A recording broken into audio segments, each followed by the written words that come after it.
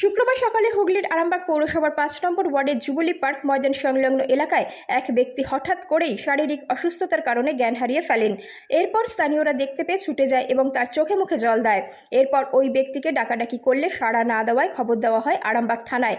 Police ওই ব্যক্তিকে দ্রুত চিকিৎসার জন্য আরামবাগ মেডিকেল কলেজ ও হাসপাতালে নিয়ে গেলে চিকিৎসকরা তাকে মৃত বলে ঘোষণা করেন।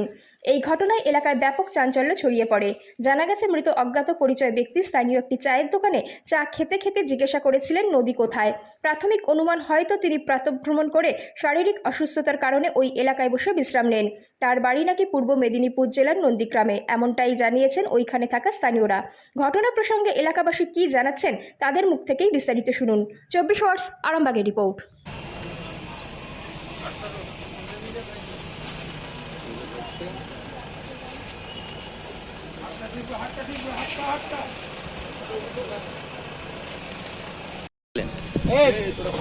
আমি এখানে আমাদের এই জুগলি পার্কে পাম্প অপারেটার আমি এই সাইকেল নিয়ে এই মাত্র আমি যাচ্ছি, যেতে যেতে দেখলাম যে কী ব্যাপার এইভাবে পড়ে আছে।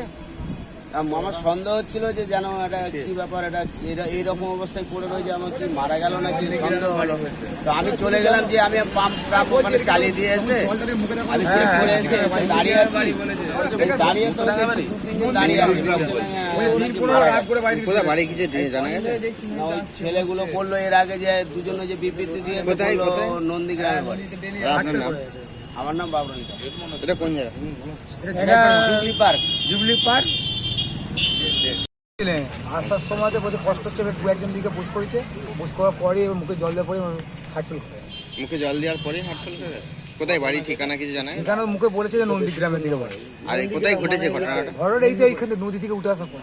কোন জায়গা, এই জায়গাটার নাম? এটা জুবলিপার মাঠ, 4 নম্বর মাঠ। আপনার নাম? আমার নাম প্রশান্ত। উনি কি হয়েছে, কি মারা গেছে নাকি? মারা গেছে তো বলছে সবাই। ঘটনাটা বলতে একদিন আমার দোকানে এসছে চা খেতে, তা দিয়ে এবারে বলছে মা একটা চা দে, একটা রুটি দে। চা রুটি দিলু, দিয়ে খেলো। খেয়ে বলছে মা নদী কোন ধার দিয়ে বলছি না, আমি যে নদী এই ধার দিয়ে।